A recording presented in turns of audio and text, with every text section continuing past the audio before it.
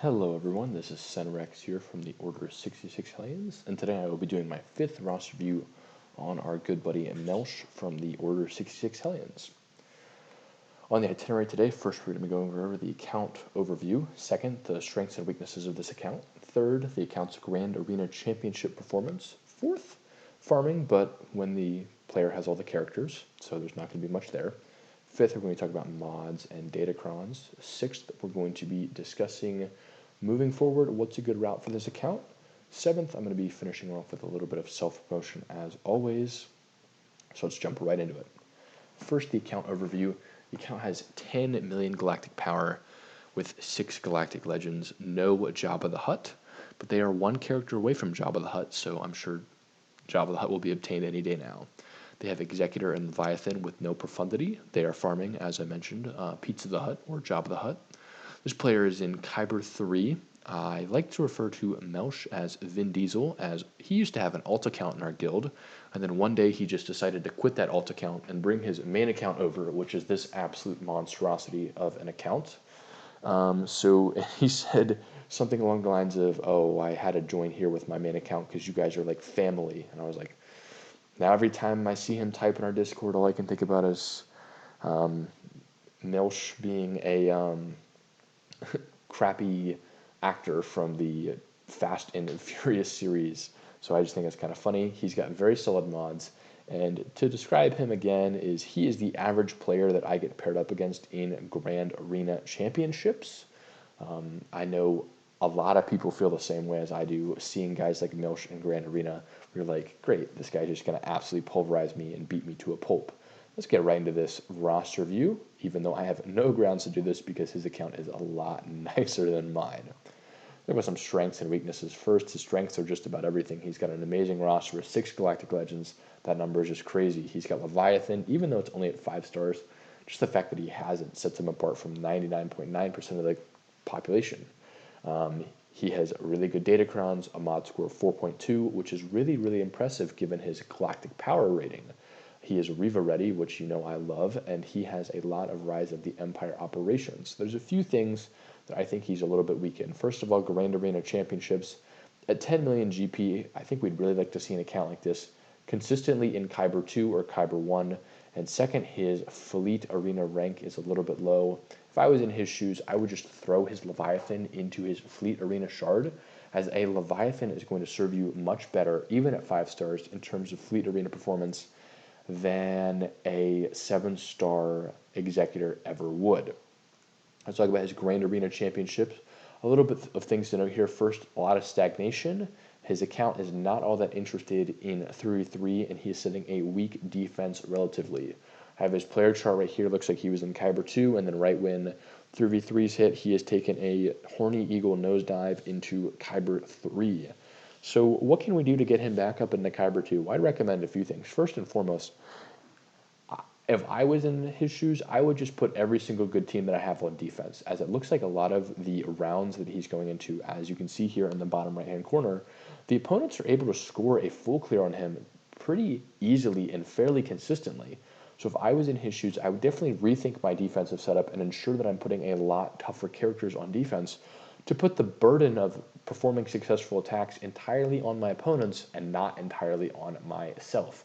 So the way Melch is currently running his defense, it appears that he needs to beat them on efficiency because they're full clearing him about 70% of the time, when if he threw all 6 of his GLs on defense and put all of his Mac Daddy Datacrons with them, he would be winning a lot more of these Grand Arenas and probably be performing a lot better in 3v3, helping him increase his Grand Arena score as opposed to decreasing his Grand Arena score.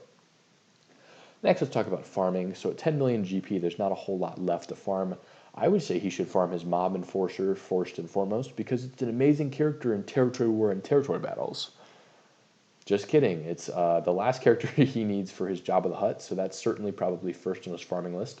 Next, he's got 3 characters here, Ahsoka Tano Fulcrum, Iden Versio, and Barriss Offee, who he does not have up to Relic yet, that I think he certainly should consider investing in. Ahsoka Tano Fulcrum and her Omicron for Territory Wars, as she is very good at countering Starkiller solo in that game mode. Iden Versio, as her ship is amazing and can help you pull off so many off-meta counters when you've got her up to a high relic level with her ship, and she's great on the B lineup, or the B tier lineup for Imperial Troopers. Third, Barriss Offee, as she is useful in some Starkiller lineups, so I really think an account like this should probably have her up to relic. The last 4 characters, Vandor Chewbacca, IG-11, L337, and Dad Bod Boba Fett, all fill the same niche of being excellent scoundrel characters that I think that Melch should probably consider gearing, as he has them all to 7 stars. It's just a matter of throwing a couple Gear 12 plus pieces on them and getting them up to Gear 13. For Omicrons, I'd recommend 3. First and foremost, Ahsoka Tano Fulcrum, because she's amazing in Territory War. Second, Admiral Raddus, for whenever he does decide to go for Profundity, because he doesn't have a whole lot left to go for. But when he goes for Profundity, I think Admiral Raddus will be an amazing Omicron. And lastly, Zam Wesell. Zam Wesell's Omicron is amazing in Grand Arena, as her stats compound when you have the Omicron, and it drastically increases her ally stats. So since you have her to Relic 7, where her stats are already drastically increased, a Zam Wesell Omicron would definitely increase the potency and the effectiveness of a bounty hunter lineup on offense or defense in Grand Arena. Next, let's talk about mods and Datacrons. First, I'm going to touch on Datacrons. He's got very, very, very solid Datacrons, a couple high-level Datacrons, a lot of mid and low-tier Datacrons, a lot of good Datacron depth, even for a 10 million GP roster. So he's going to be filling out a lot of his squads with Datacrons and really solid Datacrons.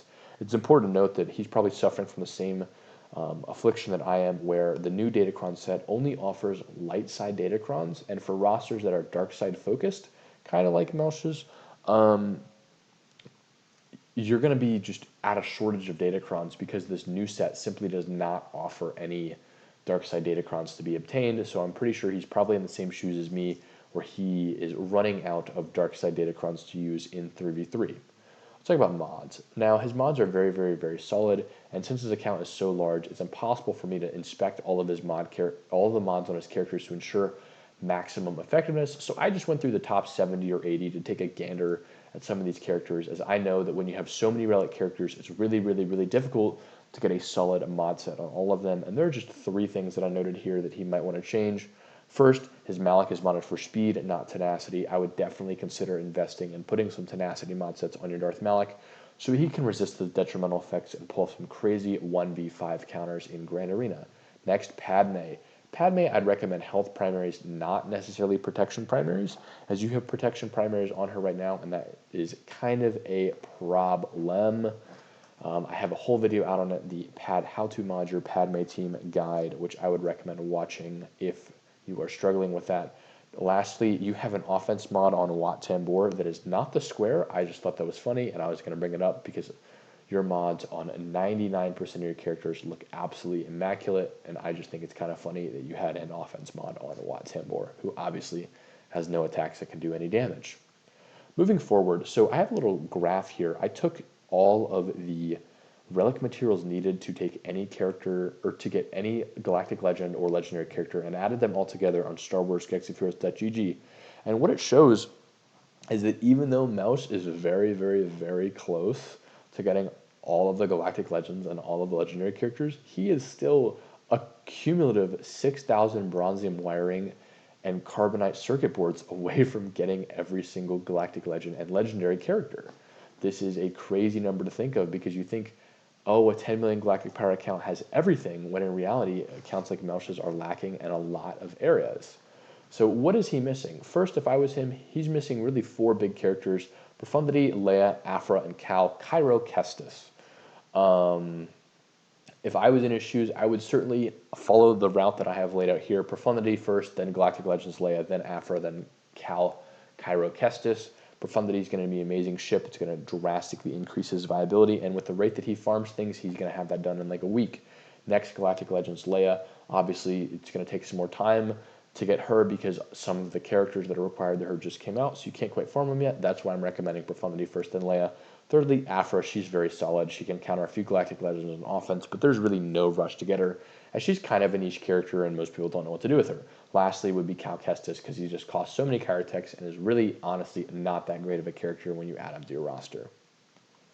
Thank you guys so much for watching. I hope you enjoyed. If you're interested in a roster review just like one of these, I am doing free roster reviews, so leave your Star Wars Galaxy of Heroes.gg in the description below, and I would be more than happy to provide you with one. I've got 3 more coming out in the next few days. Lastly, a guild plug. If you're tired of not getting all the Reva shards, join my guild, the Order 66 Hellions. Discord link in the description below. Thank you guys so much for watching, and have a great day.